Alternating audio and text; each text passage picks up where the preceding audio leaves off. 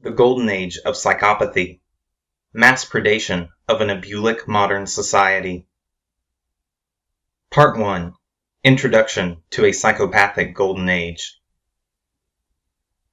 Instilled within every naturally evolving human being is a seed of divine potential. It is only through personal acts of individual will that each seed can be germinated and fully nourished to bear the fruits of higher, holistic consciousness. The goal of a predatory ruling class has long been to discourage the self-discovery of this inner potential by tactfully crafting the environment of conflict and distraction that we call modern civilization. These predatory rulers now enjoy the height of their dark prosperity, for a holistic assessment of modern civilization reveals that ignorance and naivety abound in a climate maximized for social predation. A near full-spectrum dominance has now been asserted over an abulic or weak-willed humanity and unchallenged proliferation of psychopathic urges. The spiritual and indeed hereditary disease of human consciousness, known as primary psychopathy, is typified by a total absence of empathy or remorse for often malicious and manipulative behavior. Although this rare genetic condition can be found within all strata of society, psychopathy proves to be endemic among the highest-ranking members of the ruling class, as an evaluation of their collective behavior indeed epitomizes acutely psychopathic tendencies.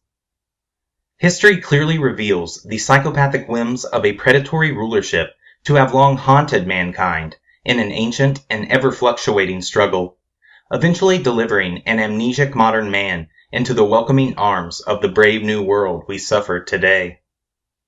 The dynamic state of collective human consciousness is dependent in part upon the spiraling energies of higher cosmic time, for just as man sleeps in the darkness of each night, so too do the higher faculties of his consciousness ebb and flow between states of activation and dormancy, as human awareness is naturally synchronized to the slower rhythms of the ages. It is in such shadowed times of deep prolonged slumber that it becomes possible for the darkness within man to hold sway over the higher aspects of himself. A time when the coldest and darkest of human beings gain access to sacred knowledge not earned by their own volition, and indeed weaponize such knowledge for their own advantage. We find ourselves today in the latter culminations of such a time, for a long slumbering humanity has slowly allowed the darker hearts within man to organize and gain dominion over a dim-witted and inflated human populace. Yet the tides of power are forever in flux, and now is also a time when a new morning's light begins to peak the horizon, as older forces return and bravely attempt to rouse a sleeping world from within. This restoration of universal balance is inevitable. It is how such will happen that remains to be seen.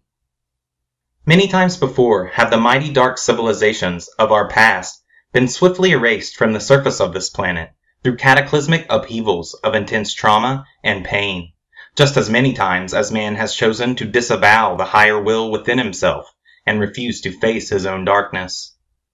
Human beings are indeed the sacred custodians of this world, and will continue to share a cooperative role alongside the laws of nature in the ongoing drama of planet Earth's living story. If man should refuse yet again to summon his own divine volition, and fail to rid himself of that which so obviously plagues him, then it is certain that the immutable laws of nature will quite unpleasantly cleanse the planet's surface of current human progress, and begin these elementary lessons in spiritual ascendancy once again. Indeed, now is the critical time when man must rise and reclaim what is rightfully his, for the predatory rulership have now implemented a monstrous system that supremely facilitates the perverted, carnal desires of their diseased consciousness, in a psychopathic infection that now spreads through all facets of society and threatens to stifle the last remnants of divine freedom within human beings. Primed for the Illuminist Sorcerer, as well as the Breakaway Technocrat, today's world bears witness to a golden age of psychopathy. When exploring such a dark reality, it is essential to maintain a balanced, holistic perspective. Strong intellect, intuition, and volition are all required in equal measure, for careless ventures into the labyrinthine depths of shadow can fast become disorienting and disempowering.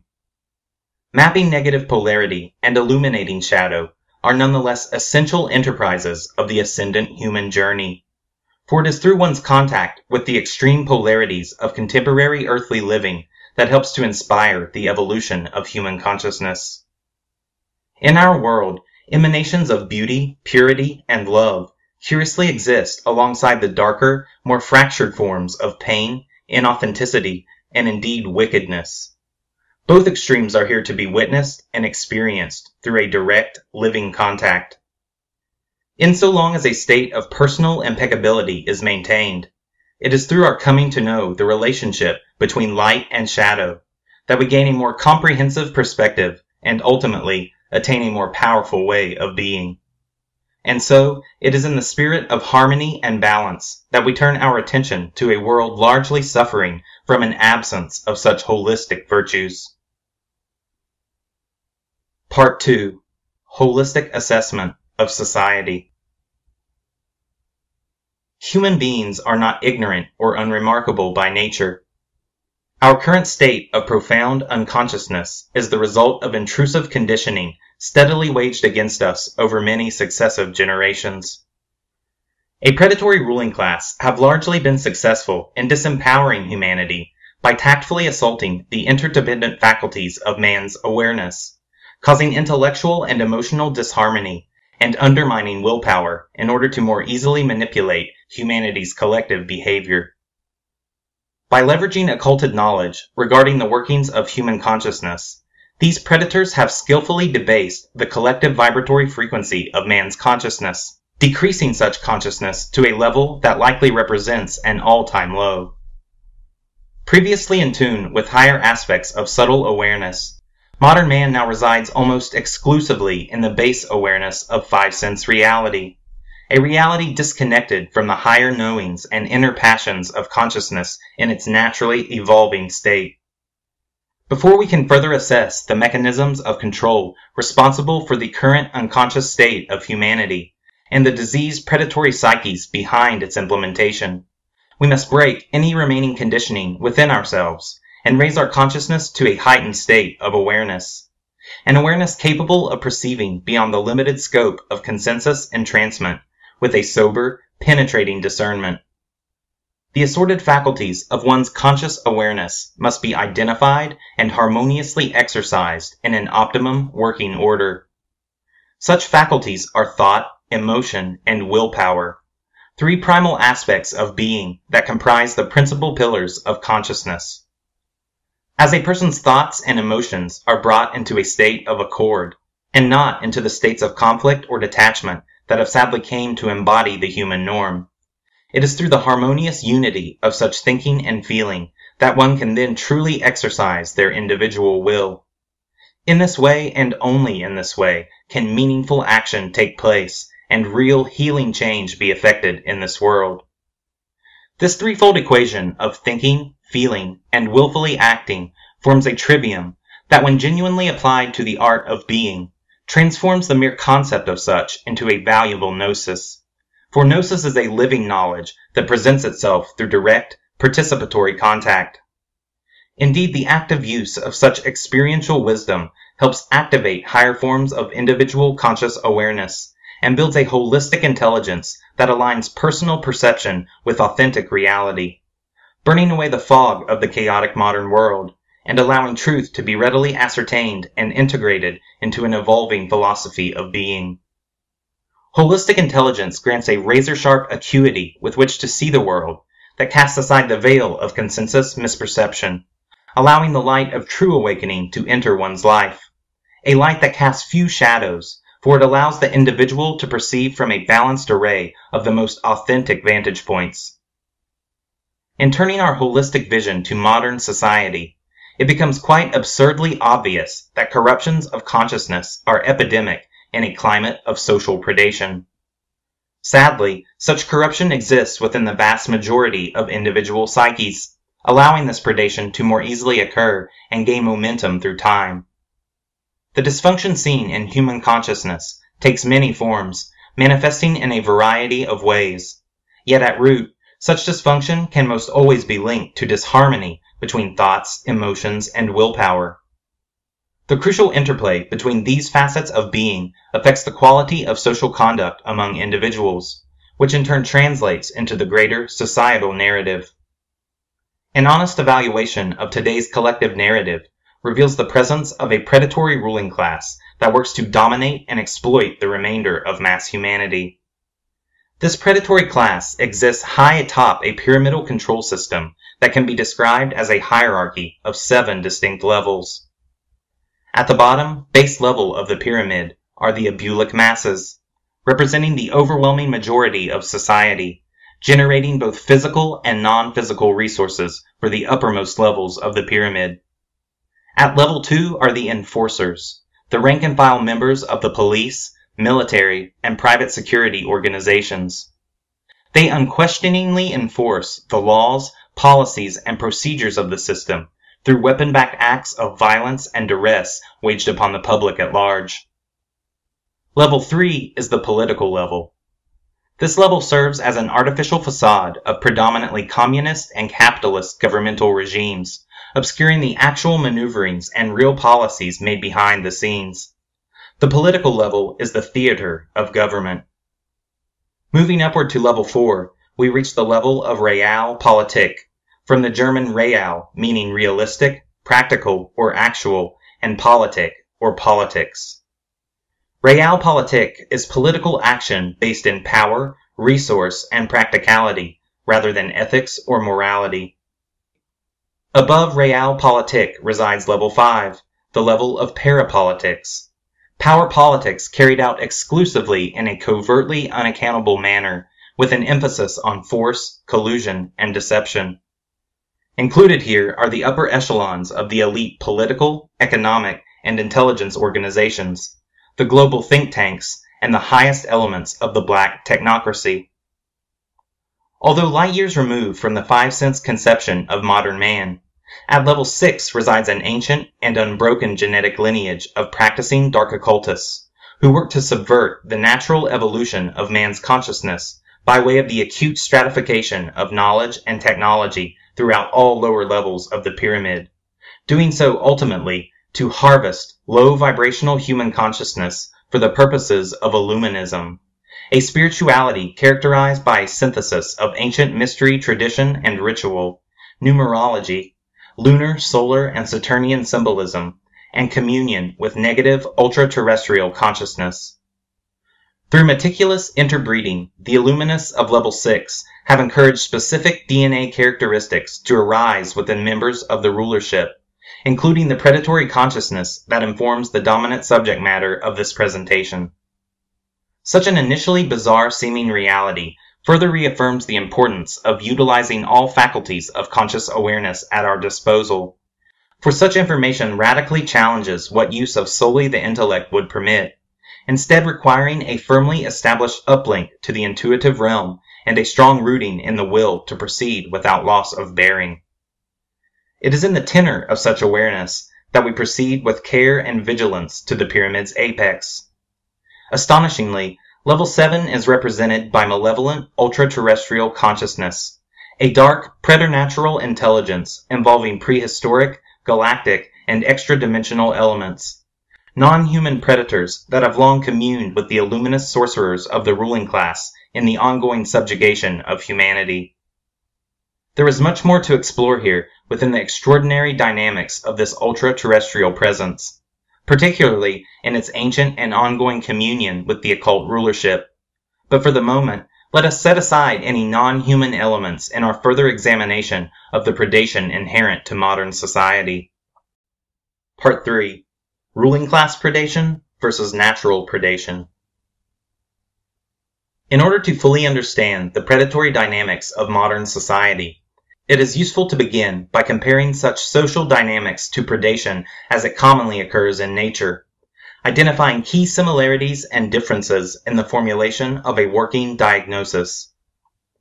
Although some mystical philosophies allude to the intriguing notion that all predation is unnatural, even that which occurs in the so-called natural world, let us suspend such deeper concepts in our initial analysis of the subject. For the moment, we shall deem the predatory dynamics seen in nature as natural predation, and those dynamics seen between the rulership and the remainder of collective society as ruling class predation.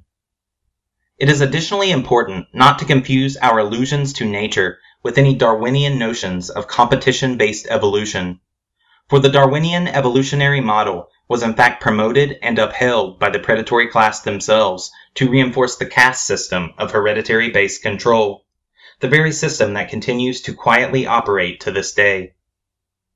We instead refer to nature with an understanding that Earth-based biological interactions are simply physical representations of the deeper energetic dynamics that permeate organic life and set it into motion. Within the ecology of the natural world, predation is a biological interaction that occurs when a predator, or a particular organism that is hunting, feeds upon its prey, or the organism that is being hunted. Natural predation most commonly results in the death of prey and the eventual absorption of the prey's tissue through the act of consumption. The phenomenon of ruling class predation involves quite different dynamics, however.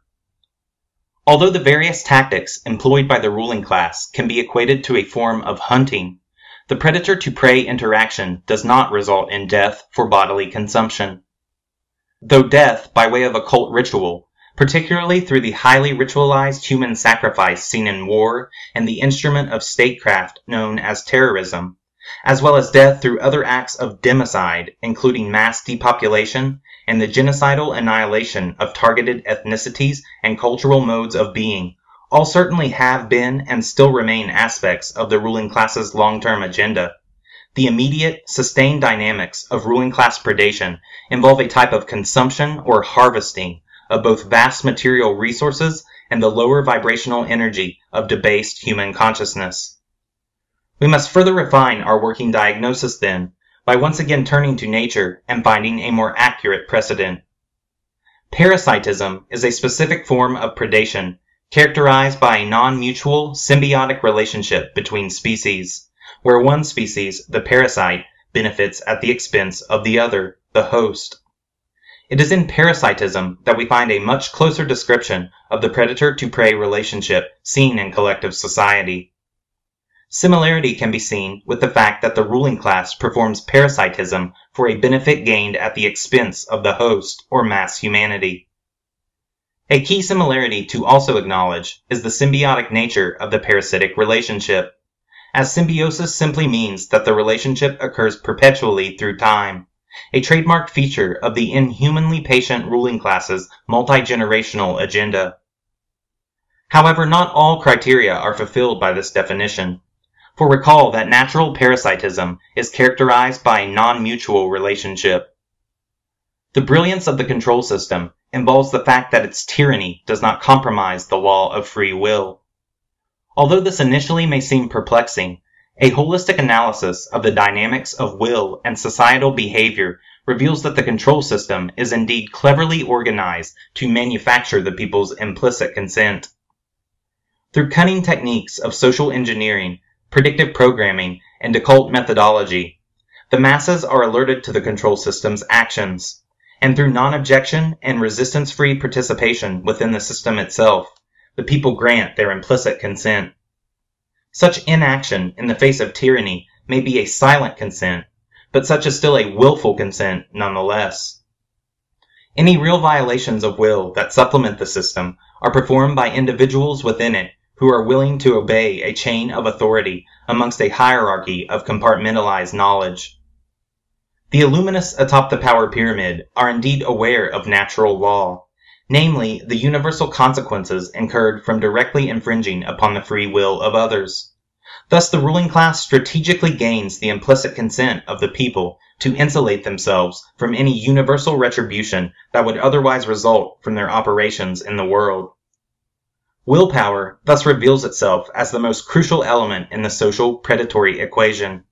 For although all modes of low-fidelity consciousness are indeed harvested, free will is the foremost important energetic dynamic addressed by the ruling class in the ongoing subjugation of the masses, for indeed willpower plays the supreme role in determining the collective behavior of humanity.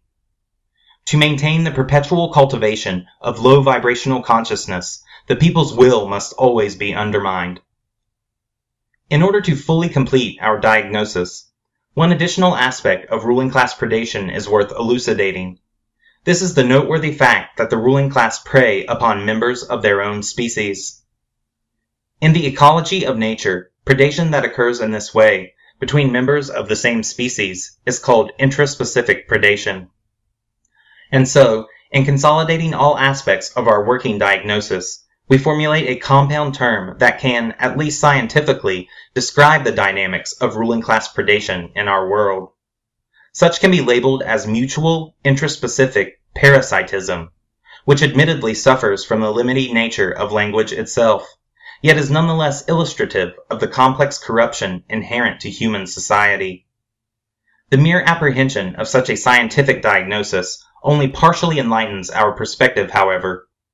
In order to more fully perceive these parasitic predators for what they genuinely are, we must come to know their psyche.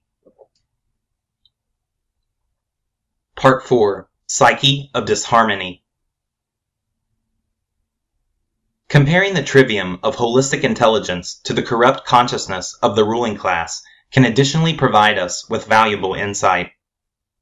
The wisdom imparted by this holistic method of discernment tells us that such an unnatural state of being as that exhibited by elitist parasitic predation is likely indicative of specific states of conflict or detachment within the ruling class's thoughts, emotions, and/or willpower.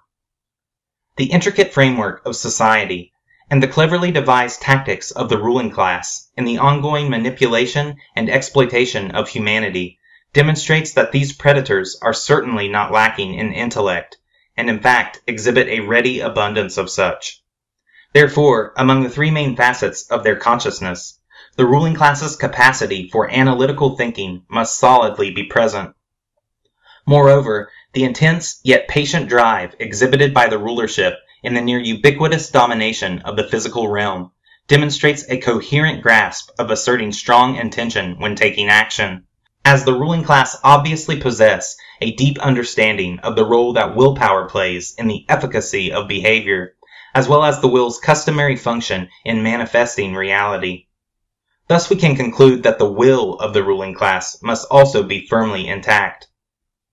But in consideration of the ruthless manner in which the parasitic class continue to relentlessly exploit an Abulic humanity with no seeming conscience or compassion for their actions, it is in the emotional facet of the predator's consciousness that we finally perceive a flaw. Carried out with cold and calculated maneuverability, the global governance agenda continues, exhibiting nary a shred of honesty or empathy for those in its path. As the ruling class's self-proclaimed great work trudges onward, crushing a suffering humanity beneath its massive weight, any quintessentially human feelings of care or compassion for mass humanity are quite obviously in short supply. Indeed, such higher capacity for genuine concern regarding the plight of others is absent in the ruling class's ongoing subjugation of mankind.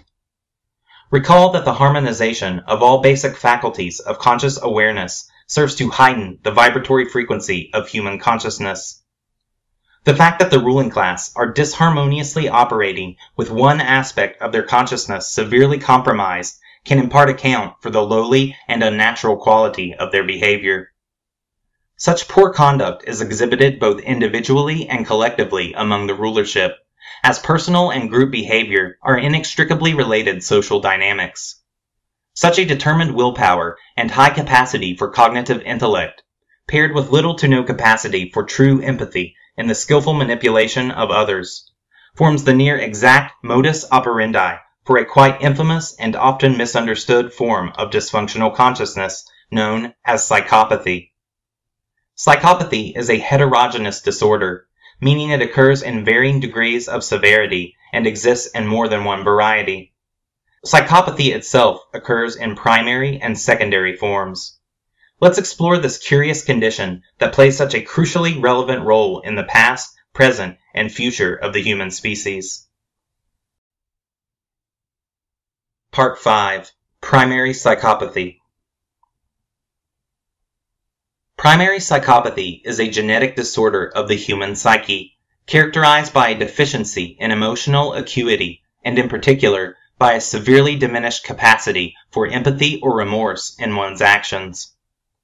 Only a very small portion of humanity are born genuine psychopaths, officially comprising a mere 1 to 4% of the overall human population, with the actual number likely closer to only a fraction of 1%. Yet despite seemingly small numbers, the role psychopaths have played in historic and modern civilization has been of enormous influence.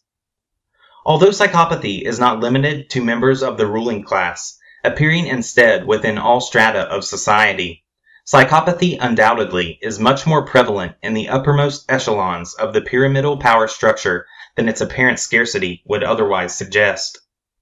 This fact can both be reasoned and felt as an authentic statement, simply by perceptively identifying the psychopathic tendencies inherent to society's framework and realizing through direct experiential contact with the system that suppression of higher human emotion seems especially necessary for adequately achieving consensus goals and successfully climbing the power hierarchy of the system itself.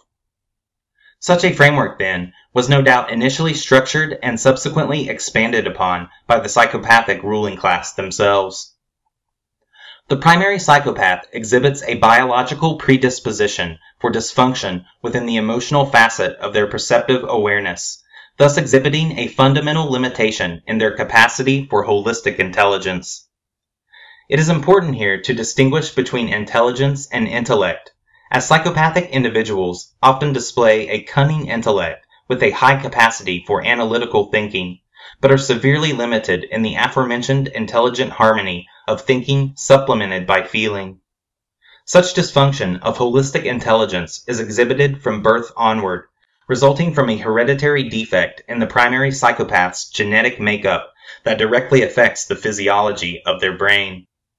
As we explore the genetic deficiencies of the psychopathic brain, it is extremely important to keep in mind that consciousness itself does not arise from within the brain. Rather, consciousness emanates from a non-material source, moving through the circuitry of the brain to produce the experience of brain-based human awareness. With any holistic analysis, though, we must cover all angles, indeed of those both physical and metaphysical.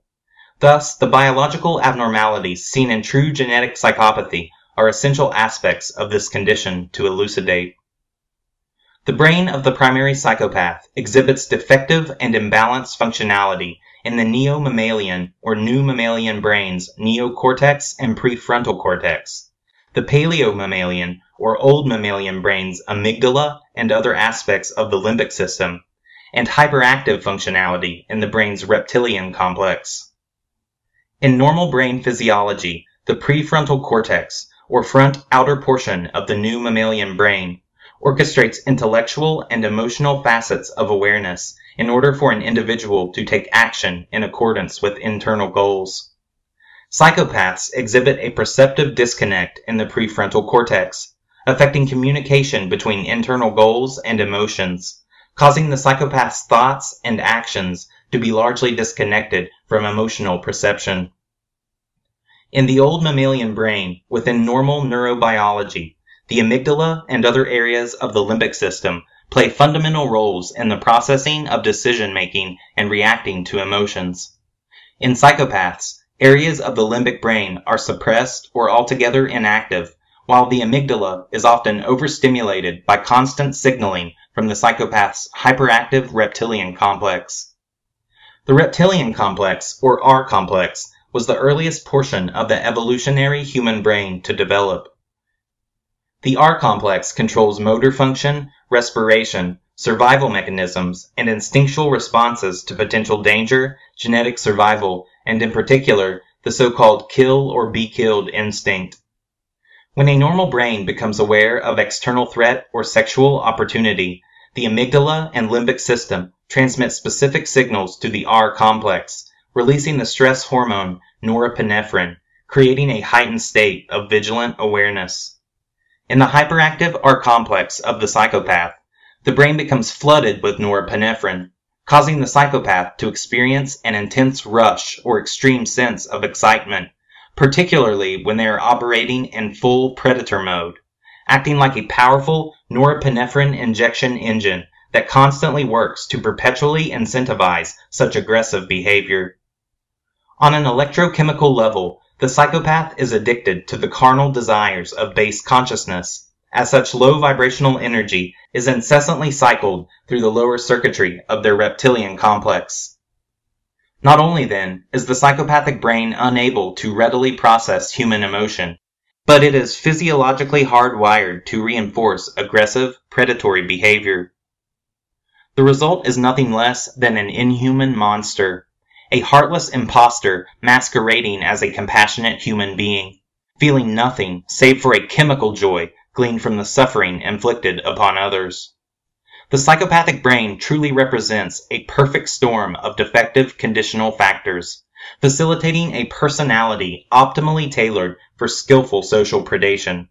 For if both lack of empathy and strong electrochemical incentive were not enough, the R-complex itself readily interfaces with the highly analytical cognition of the left hemisphere of the neocortex. When the left brain is acutely dominant, the R-complex then fully assumes all executive functioning of the brain, completely overriding the limbic system and altogether suppressing its interface with the intuition and compassion-based thinking exhibited in the neocortex's right hemisphere. This confluence of neurological factors leaves the psychopath totally immersed in a left brain modality of thinking, one highly prone to developing an authoritarian mentality of control. This left hemisphere of the new mammalian brain largely facilitates scientific, logistic, and mathematical-based cognition. Thus, the psychopath's heavily imbalanced overusage of this hemisphere tends to build a high aptitude in such disciplines of thinking. The often clever intellect and supreme logic of the psychopath further allows for predatory success, as psychopathic individuals are often tactfully cunning in the manipulation of others, including a highly skilled ability to mimic the entire range of normal human emotions in order to appear outwardly benevolent. It is not difficult to perceive, therefore, the reasoning inherent to the aforementioned strategic interbreeding among the uppermost echelons of the ruling class, as hereditarily encouraging psychopathic personalities is indeed beneficial to the parasitic predatory class in the ongoing subjugation and exploitation of mass humanity, as the psychopath indeed takes full advantage of an outer shell of apparent normalcy to conceal a dark, internal landscape completely void of morality. How interesting it is, when relating such a psychopathic capacity for charming insincerity to our pyramidal model of the control system, that we see this identical setup of an artificial shell, or in this case, the level 3 facade of government, that serves only to conceal the dark immorality exhibited within the uppermost levels of the pyramid. It is this supremely deceptive and covert nature of the modern control system that facilitates a true golden age of psychopathy. For although past imperial cultures exhibited prolific psychopathic tendencies, for instance in the extreme violence and debauchery performed by the latter two-thirds of the Roman Empire, it is with today's grossly inflated population of near ubiquitous ignorance and naivety to tyranny that allows for a modern psychopathic rulership to optimally fulfill diseased predatory urges in a manner most closely aligned to the chameleon-like modus operandi exhibited in psychopathic social predation. Today's psychopathic elite operate in almost absolute secrecy and skillfully manipulate, relentlessly exploit, and even egotistically mock what has essentially become a near fully globalized and dim-witted population, the overwhelming majority of whom are completely oblivious to the elite social predators that seek to completely destroy all remaining divinity within humanity, as human beings have been so debased in consciousness that they will willingly beg for their own enslavement and unquestioningly assume their individual positions within the pyramidal hierarchy of authoritarian control. For such a system requires large numbers of right-brain slave mentalities and left-brain master mentalities, both of which are neatly framed in an overarching and singular hive mentality of congruent consensus perception. Modern civilization thus reveals itself to be a psychopathic system made by psychopaths for psychopaths, as such is no doubt characteristically mirrored in the microcosmic individual and macrocosm of collective society itself. The system has been meticulously constructed to breed psychopathy in all levels of the pyramidal hierarchy, causing psychopathic tendencies to arise in individuals who would otherwise possess no genetic predisposition for the disorder. Non-genetic psychopathy that occurs in this way, due to experiential contact and/or trauma within the contrived environmental factors of society, embodies the condition in its secondarily psychopathic form. Part 6. Secondary Psychopathy. It could be quite persuasively argued that psychopathy in this non-genetic, secondary form poses an even greater threat to humanity than those grave dangers posed by that of primary psychopathy. This is due to the comparatively high prevalence of secondary psychopaths, as modern society has been extremely successful in encouraging psychopathic personalities, with some estimates suggesting that as high as 1 in 3 people exhibit at least moderate forms of secondarily psychopathic tendencies. This congruence of social behavior would not be possible were it not for the control system's uncanny ability to encourage groupthink, a system of thought whereby members of the group reach consensus conclusions without critically analyzing specific ideas and concepts.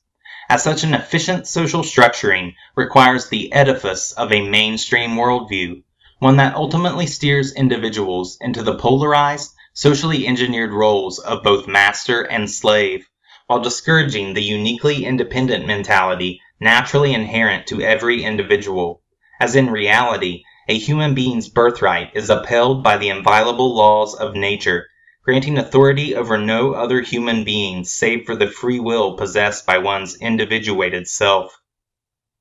The perverse construct of consensus reality is indeed responsible for encouraging the high prevalence of secondary psychopaths, as such a construct represents a psychopathic mental model of the world and not the true world in itself, for it is at once a description, a simulation, and a set of unnatural man-made laws that form a representational idea of the world, one specifically designed to displace genuine reality with a supremely articulated yet wholly unnatural alternative to the multi-dimensional splendor exhibited by authentic reality. Modern man has been steadily conditioned to inhabit a false idea of the world and not the world in itself. For the sake of further elucidating this notion, let us metaphorically compare man's mental habitation of an idea to his physical habitation of a literal stone pyramid. Indeed, the potential habitations of both an immaterial idea and the inner chambers of a material stone pyramid, although seemingly different concepts, are at root essentially the same. For with both the stone pyramid and the idea, it is only the form of each that is fundamentally different. The pyramid is itself represented by energy condensed into the form of stone blocks that structurally comprise the pyramid, whereas an idea is represented by energy condensed into the form of interdependent thoughts that structurally comprise the totality of the idea. The subtle distinction between the two structures is simply a matter of density and oscillation, as all forms in existence, indeed of both physical and mental varieties, are derived from the very same energetic building blocks that envelop and permeate the whole of existence itself.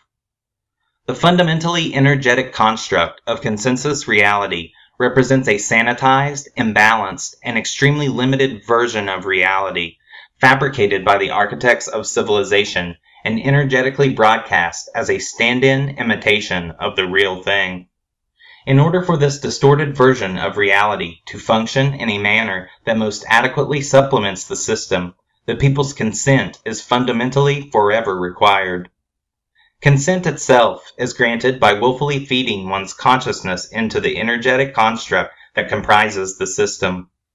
The more consciousness the system amasses in this way, the more authentic and permanent its constructed reality appears to be. It is the energetic nature of the mainstream edifice, as well as the people's consensual operation within it, that are both primary causes for why such a system ultimately encourages secondarily psychopathic personalities to arise. Since such a fabricated reality was in fact initially built by a psychopathic rulership, it is in the willful adherence to this artificial reality's rules and regulations for successful operation within the system itself that requires a state of consciousness more closely aligned with psychopathic tendencies. To engage with the system by assuming a master's role, no matter the level of the hierarchy, in order to reap the system's built-in social and material rewards, requires the adoption of a left-brain, authoritarian mindset and a willful suppression of the compassionate and empathetic emotions of the heart. The long-term assumption of such a self-altered philosophy of being rewires the individual for secondarily psychopathic tendencies. And in order to further self-rationalize such cold-hearted behavior, the system quite readily provides a modern dogma of scientific materialism, a Darwinian survivalist worldview that allows budding psychopaths to override any existing personal remorse by rationalizing their lowly behavior with comforting thoughts of self-superiority, all the while operating in a spiritually dead, randomly mechanized, dog-eat-dog universal construct. This exclusively mind-based worldview of scientific materialism, when translated to its extreme, has manifested within the upper levels of the pyramidal model, particularly in the parapolitics of level 5, as the psychopathic mindset collectively responsible for the horrors of the black technocracy. For vast material resources have been devoted to this extremely unbalanced, spiritually depraved, and poisonous worldview that has given birth to such atrocities as the military-industrial complex, misguided utopian visions, inhuman experimentations of a burgeoning scientific dictatorship, and in particular as the nightmare of transhumanism. The idea that a singularity of artificial intelligence could surpass the sentient, holistic intelligence of a human being is itself patently ridiculous and is indicative of a fundamental misapprehension of the nature and source of consciousness itself, as consciousness does not, cannot, and will not arise from within the physiological circuitry of the brain. Nevertheless, primarily and secondarily psychopathic individuals have in droves converged to this penultimate height of the human control hierarchy and continue to further the outrageously unenlightened development of black budget physical technologies to further the power gap between the predatory class and mass humanity. Prolonged secrecy in the long-term parasitic accrual of vast material resources has caused the technological divide to become so fully widened that some researchers suggest the reality of a breakaway civilization, that is, from the order of the highest elements of the parapolitical level upward, the ruling elites now possess such highly advanced technological capabilities that they are able to travel and potentially populate the depths of the solar system, perhaps even engaging in travel of an interstellar nature. It is contact with transdimensional reality and the accompanied intelligence that dwells therein that has long motivated the Illuminists at level 6 of the power pyramid, but such has little to do with technologies of a physical kind, only insofar as the human body technologically represents a physical genetic vessel for communion with ultra-terrestrial spiritual energies. These Illuminist sorcerers are, in fact, dark masters of energetic persuasion. Thus, the energetic construct of mainstream reality is continuously fine-tuned and bolstered through various occult acts of sorcery waged against the collective consciousness of man. Illuminists specialize in orchestrating small-scale events of organized chaos that send macro ripples of fear and hatred throughout the holographic fabric of the fourth density. The constant ritualized reinforcement of male-dominant energies and the blasphemous undermining of the sacred feminine and virgin goddess principles are the trademark signatures exhibited by many of the Illuminists' modern mega rituals. From the assault of the virgin goddess, for instance, seen in the orchestrated massacre at Virginia Tech, to the subversions of the goddess Columbia in the sacrificial slaughter at Columbine and the ritual incineration of the Columbia Space Shuttle, or in particular, by the ultimate attack of the sacred union of the divine masculine and feminine energies seen in the sorcerous masterwork of our current psychopathic golden age, the events of September 11th, 2001, the intent is the same: to create, through numerological and symbolic significance, an energetic resonance pattern characterized by an overtly male, unbalanced spiritual archetype of trauma and fear-based energy that, when witnessed and vicariously experienced on a massive scale, will widely resonate on a macro level throughout the whole of society to reinforce the matrix of a psychopathic mainstream paradigm, discouraging quintessentially human emotions of care, compassion, and loving truth within the collective consciousness of humanity. 9/11 itself truly represented the premier ritual event of a contemporary golden age of psychopathy, as it combined the latest gadgets of the technotronic era with the darkest sorceries of high chaos magic for a spectacular mega ritual witnessed on a truly global scale, covering all bases of the latest physical and darkest metaphysical technologies. The events of that day embodied elitist psychopathy in its purest form, for it addressed both dimensional facets of the elitist paradigm, from the third density reality of scientific materialism to the fourth density reality of dark spiritualism. 9/11 was the collective epitome of psychopathic proliferation and the symbolic marker of an age, for it combined the highest sequestered technologies of the black technocracy, such as the weaponization of free energy technology and a blue beam-like holography, with the highest elements of ritual Illuminism seen in dark Freemasonry, tarot, and Kabbalah, ensuring that none of the events witnessed and experienced on that day even remotely resembled what they seemed to be, creating an interdimensionally penetrating resonance of deception and trauma that on a subconscious level served to triumphantly hail the dark reality of a psychopathic golden age. Indeed, the ultimate purpose of 9/11 was not political or economic, but sorcerous, for attaining control over the dreaming mind of man, and the harnessing and marshalling of its forces was the omnipotent driving force of such a psychopathic scenario of malice and degradation. The transformation of humanity was the authentic motive for 9/11 and the ultimate goal of the parasitic predatory class. In consideration of the constant retuning and reinforcing of the consensus energetic construct, it is no wonder that secondary psychopathy continues to proliferate, as environmental factors, particularly of an energetic variety, are in part epigenetically responsible for physical changes within individual biology. In epigenetics, certain base pairings of genetic expressions in DNA and RNA are either activated or made dormant due to emotive vibratory energies of consciousness. This in fact means that an individual's neurophysiology can, over time, begin to transform itself into the specific physiology seen in true genetic psychopathy, due to the body's constant contact with society's manufactured psychopathic energies. The perpetual violence and cruelty seen in our modern world, then, now makes more sense, as we have now quite thoroughly elucidated this genetic and indeed energetically contagious disease of psychopathy.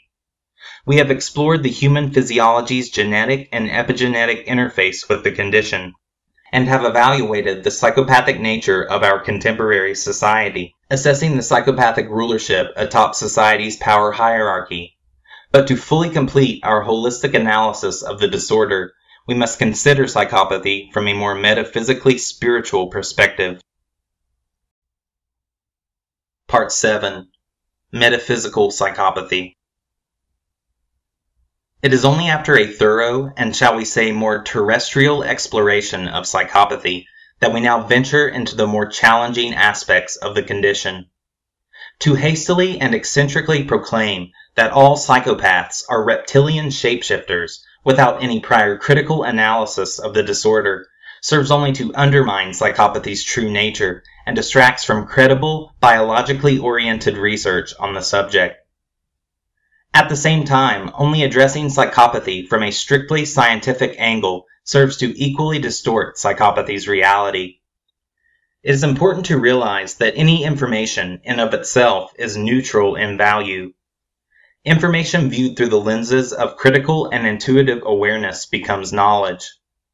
Knowledge, with deep absorption and spiritual insight, becomes wisdom. And the application of this wisdom through direct experience becomes gnosis. It is with a clear consciousness that we can approach metaphysical reality in a self-empowering way.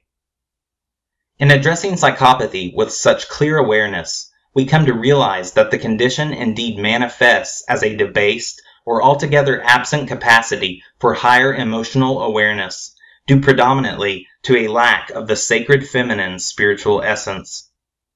As previously stated, the intellect of the mind, the intuition of the heart, and the active volition of the will form the trivium of holistic human consciousness.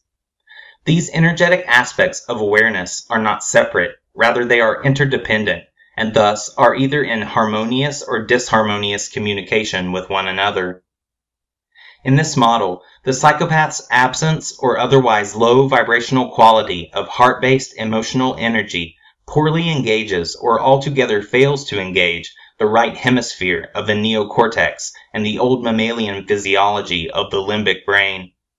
That is, it is not exclusively the psychopathic brain in itself that is defective. Rather, the psychopath lacks the spiritual resonance necessary to activate aspects of their genetic coding responsible for proper neurophysiological development. Masculine spiritual energy is channeled as the intellectual consciousness of the mind and is translated by the left hemisphere of the neocortex. Feminine spiritual energy is channeled as the intuitive and emotional consciousness of the heart, which is then further translated by the right hemisphere of the neocortex. Psychopathy is a spiritual deficiency, one that is overly masculine and left-brained, lacking the spiritual harmony of the divine feminine essence and this energy's accompanied interface with the brain's right hemisphere. The union of sacred male and female energy gives birth to divine free will, as the threefold harmonization of thoughts, emotions, and willful action embodies holistic intelligence, the true divine potential of higher human consciousness.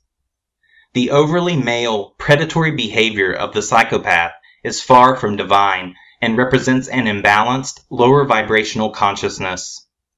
It is this particular psychopathic resonance that tends to facilitate a parasitic spiritual relationship with an energetically compatible type of fourth density consciousness, a non-human intelligence that is also manifested without the harmonic balance of male and female unity.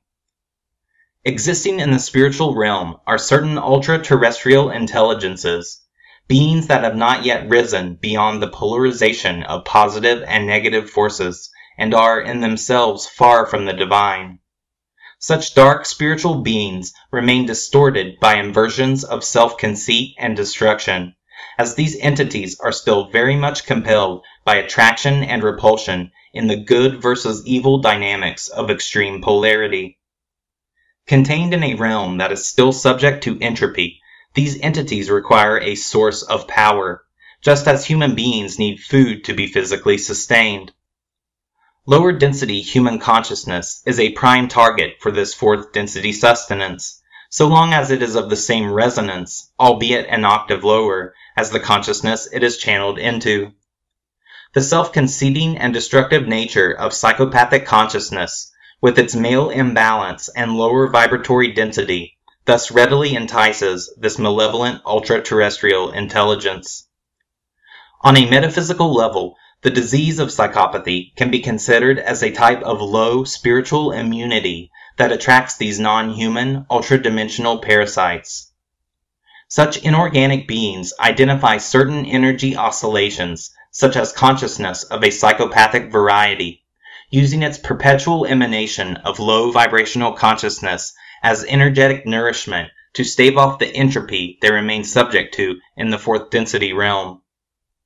It is not exclusively psychopathic consciousness that is fed upon by these spiritual predators, however, for low human consciousness in general can serve as an energetic source of sustenance. But it is the constant state of low-density consciousness emanated by the psychopath that is fine-tuned for the male-dominant energy of these predators, supremely allowing for an established symbiotic relationship between the spiritual parasite and psychopathic host. Predominantly, this spiritual parasitic infection would not be consciously known to the psychopathic individual. Rather, the psychopath would perceive their cruel and unnatural urges as exclusively their own, remaining for the most part unaware of the dark spiritual persuasion that may be partially responsible for influencing their destructive behavior. The spiritual parasite channels or interfaces their essence with the psychopath's consciousness.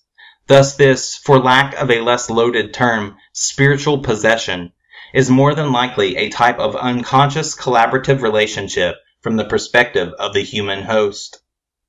But particularly with the Illuminists of the ruling class, a scenario emerges in which practicing psychopathic occultists may indeed be aware of, and in actuality commune with, these non-human spiritual personalities.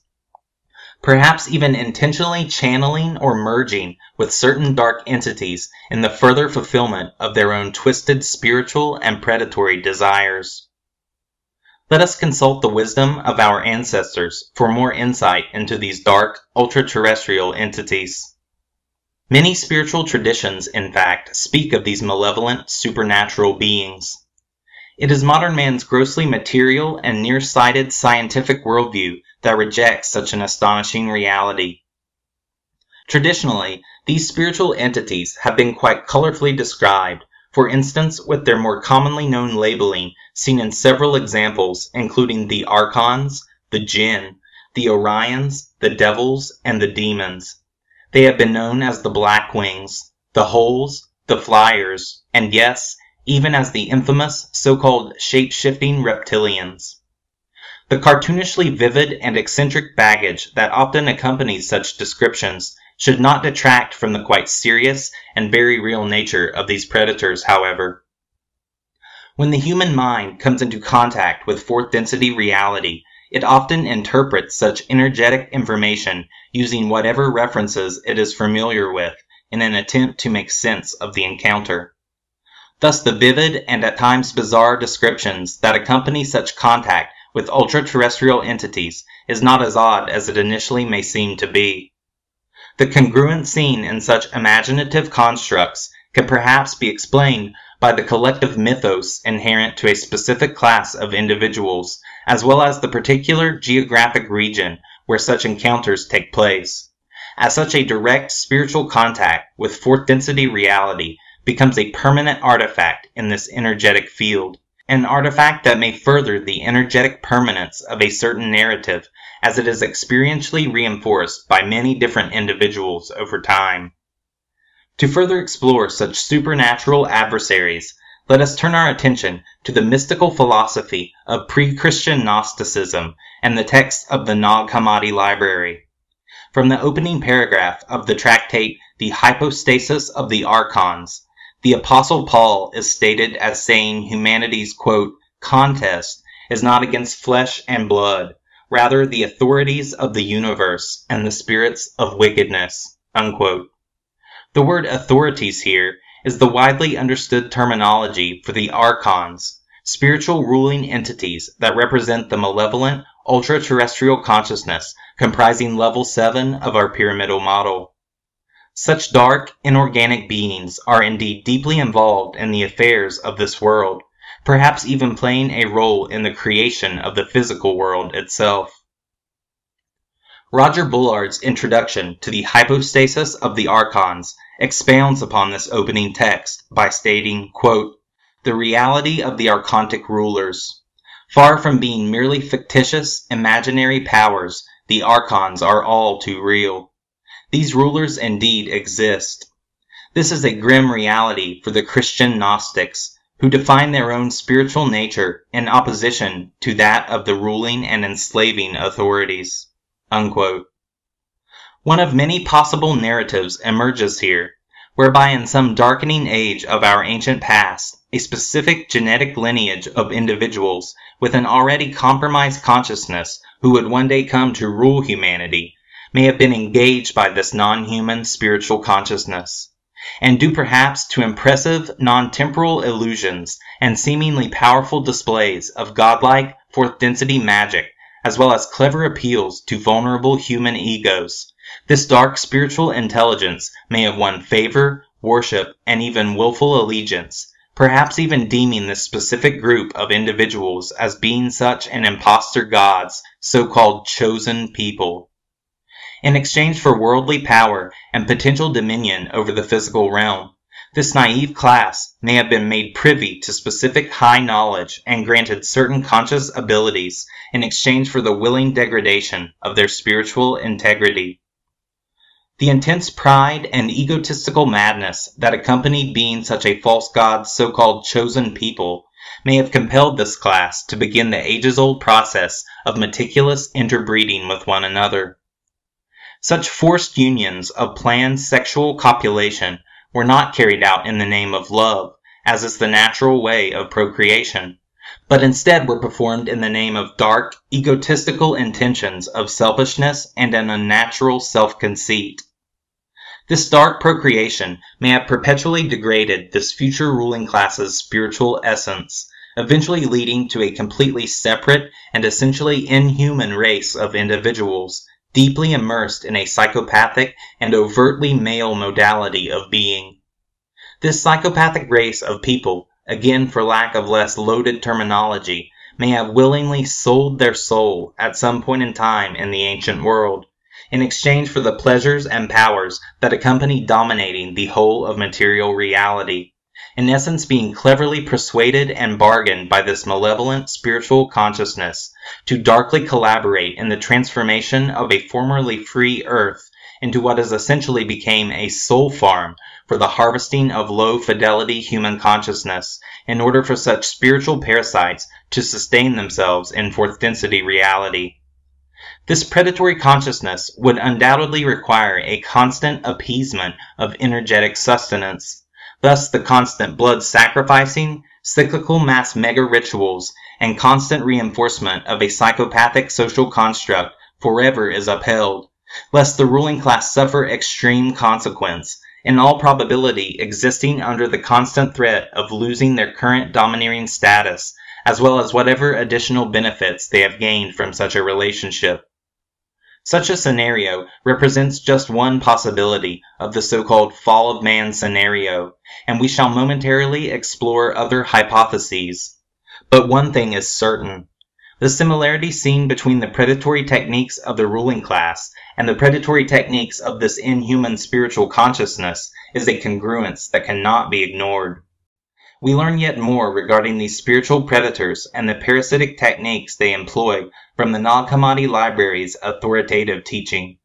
It reads, quote, "For man-eaters will seize us and swallow us, rejoicing like a fisherman casting a hook into the water. For he casts many kinds of food into the water, because each one of the fish has his own food. He smells it and pursues its odor, but when he eats it, the hook hidden within the food seizes him and brings him up by force out of the deep waters. No man is able then to catch that fish down in the deep waters, except for the trap that the fisherman sets. By the ruse of food he brought the fish up on the hook. In this very way we exist in this world like fish. The adversary spies on us, lying in wait for us like fishermen, wishing to seize us, rejoicing that he might swallow us. For he places many foods before our eyes, things which belong to this world. He wishes to make us desire one of them and to taste only a little, so that he may seize us with his hidden poison, and bring us out of freedom and take us into slavery. For whenever he catches us with a single food, it is indeed necessary for us to desire the rest. Finally then, such things become the food of death." Unquote. The congruence here between the tactics used by such spiritual predators of the fourth density and the tactics used by the human predators of the ruling class is a quite remarkable connection. Whether such occurred via the aforementioned narrative of a dark spiritual communion or by way of other means, such similarity reveals a deeply ironic scenario. For just as the ruling class deceptively exploits the materialistic and egotistical weaknesses of humanity to parasitically prey upon man, so too does this malevolent spiritual consciousness utilize the very same techniques in the exploitation of the ruling class. It is either that the ruling class began as natural spiritual human beings and due to a dark spiritual bargaining subsequently degraded over time into the inhuman psychopaths they have came to embody, or they were initially conceived altogether differently and have always exhibited such predatory tendencies, for they were created in error by not the utmost God of creation, but by a lower demigod lacking balance and purity of intention. For insight into this latter possibility, we turn to the Nag Hammadi Library's tripartite tractate, which explains how all human beings are not in fact equal creations. Rather, it explains, there are in actuality 3 different kinds of humans in a division that is known as the tripartition of mankind. The first type of human is what is known as the hylic man, or the soma-bodied man, a human who is strictly material in nature, as they are utterly bound to matter, are born from matter, and will perish in matter. In essence, a human being born without a soul. As we continue, keep in mind this soulless, material man, and how such a human could be equated to a psychopath, as such a soulless vessel lacks the spiritual resonance needed to interface with the feminine-based energies of the heart. The second type of human is the psychic man, who may, to a degree, determine their own destiny. Such a human could be described as a matter-dwelling spirit, as anything that is of spirit is closer to the divine, for such a human has a personal presence in the 4th density. The third category of human is the pneumatic man, with pneuma meaning divine breath. The pneumatic man is a spiritual human being who is pure and of the ineffable spirit. A human who physically incarnates to live a life of witnessing, only then to physically die and immediately return to the original source of creation itself. The tripartite tractate states, quote, "Each of the 3 types was known by its fruit, and they were not known at first, but only at the coming of the Savior, who shone upon the saints and revealed what each was." Unquote. We further this idea by citing the Nag Hammadi Library's tractate on the origin of the world, which states, quote, "For everyone must go to the place from which he has come. Indeed, by his acts and his knowledge, each person will make his own nature known." Unquote. There are indeed beings of the soil, beings of the higher mind, and beings of the ineffable spirit. In this model, have not the ruling class indeed made their nature known as lower beings of the soil? We can perhaps more definitively answer such a question by exploring the macro-creation of the world in itself. We approach the creation of this physical world by examining the mystical philosophy of the Gnostic scholar Valentinus, who postulated the existence of an utmost primal creator being, referring to this being as Bythos. As the initial source of all creation itself, Bythos emanated himself outward into 30 divine creator beings known as aeons, who were each instilled with their own free will and gathered into 15 complementary pairs of male and female, with each divine union known as a syzygy. A lower creator aeon, known as Sophia, lower only in her approximation to the original source, decided to create a being without the male counterpart of her syzygy, a being that was instilled with the divine blueprint of original creation, but was nonetheless erroneously created in disharmony and subject to entropy, as such a creation lacked the divine harmony of male and female unity. This fractured creation was a male being known as the demiurge. There are competing Gnostic theories as to why Sophia decided to create the demiurge in a manner independent of her harmonic syzygy, with some philosophies suggesting that Sophia's passion overcame her as she tried to knowingly create beyond what she was capable. Others contest that her mistake originated from a higher erroneous source by an aeon that then filtered down to Sophia. Nevertheless, when Sophia created the demiurge and subsequently considered the consequences of her willful creation, her self-reflective thought, or epinoia, instantly transformed into the likeness of a lion-faced serpent, and its eyes became like flashes of fire and lightning. In other words, she immediately saw the error of her ways and cast the demiurge into the outer realms of space so that none of her fellow aeons would see what she had done. She had created the demiurge in ignorance and knew what she had created was an error. She tried to conceal him by surrounding him with a luminous cloud, and gave the demiurge his own dominion, or in other words, his own ability to create within that luminous cloud, so that he might keep to himself and never be seen from again. She then called the demiurge Yaldabaoth, Samael, or Saturn, who then used his gifted ability to create this physical world, including the physical bodies of the humans who dwell herein. And so, according to this creational story, it is not God who made our material world, but one of his lower minions. Moreover, this minion erroneously created our world in fractured imbalance, a worldly creation and all the material things that reside herein, by using the original blueprint of creation, but lacking the divine feminine essence, which essentially is an exact representation of the aforementioned nature of the psychopath. This demiurge is the first archon and utmost archon, who then, in ignorant darkness, divided himself out into lower and lower emanations that represent the different malevolent ultra-terrestrial personalities that stalk, haunt, and prey upon humanity from the fourth density realm, that, as previously elucidated, interface perfectly with the male imbalanced consciousness emanated by the genetic psychopaths of this physical realm, as such soulless humans are the soul creations of the demiurge himself. Sophia saw the wickedness of what her creation had led to, and overcome with sorrow, she descended into darkness. In this darkness she repented and began to weep. The whole of the pleroma, or aeonic realm where the aeons dwell, heard the prayer of her repentance, and they praised on her behalf the original virgin spirit. Her male consort came to her aid down through the pleroma, in order that he might correct her deficiency, and lifted her up from the darkness, yet not back to the pleroma, but just above her creation, in proximity to the mistake she made, so that she might correct her deficiency. And it is her repented essence, rejuvenated by the aid of the male counterpart of her syzygy, that resides as a spiritual presence among the material forms of this earth, emanating forth to spiritually ensoul a portion of humanity, forming the second type of humans, psychic man, who may to a point control their own spiritual destiny.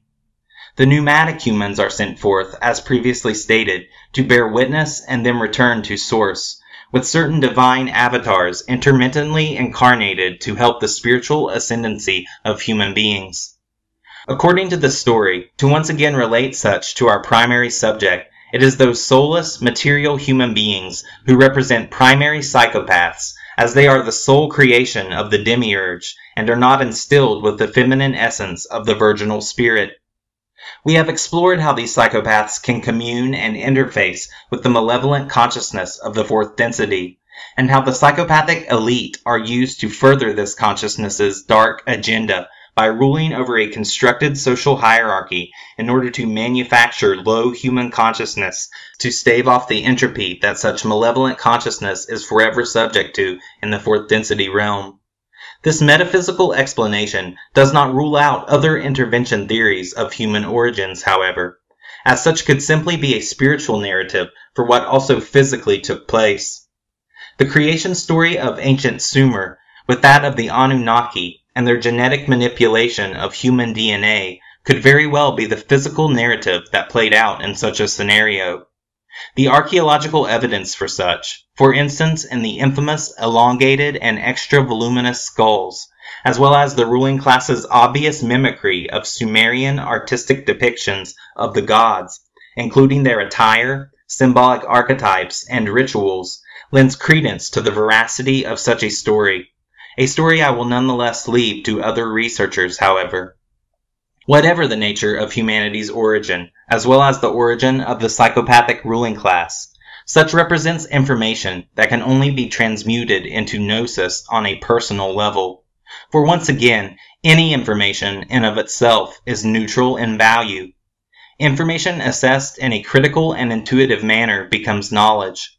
Knowledge, deeply absorbed and engaged through spiritual insight, becomes wisdom, and the application of this wisdom through a direct, living contact becomes gnosis.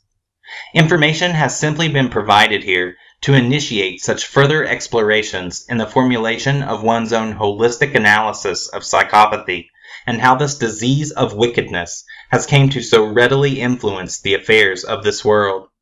Personally, I have directly applied all the information expressed in this presentation to my life, not by believing in such, but by simply holding this information as an idea through time.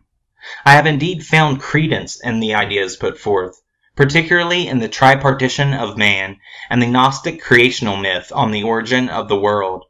Linking the material, soma-bodied man to psychopathy makes a great deal of sense and feels accurate, as such a soulless being can account for the heartless behavior of the psychopath and their ongoing subjugation of the human species. Viewed from an imbalanced perspective, such information could perhaps seem gloomily disempowering, yet viewed holistically, such becomes the opposite and is indeed quite uplifting. The implications of such a reality actually reveal how truly powerful human beings indeed are, as we have the ability to create our own reality, so long as we harmonize our heart and mind and choose to exercise our own precious, divinely bestowed gift of free will. The biggest secret of the control system is that it requires the willful input of our consciousness to function. By withdrawing our consciousness, and more importantly, withdrawing our consent, the control system falters. As previously stated, mapping negative polarity and illuminating shadow are nonetheless crucially important ventures of the ascendant human journey. It is through our contact with the extreme polarities of earthly living that inspires the evolution of our consciousness. Once we deconstruct the false parameters that have from birth been built around us, we naturally expose ourselves to greater possibilities, revealing the in fact infinite creative potential inherent to each of us. For instilled within every naturally evolving human being is a seed of divine potential, and it is only through personal acts of individual will that each seed can be germinated and fully nourished to bear the fruits of higher, holistic consciousness.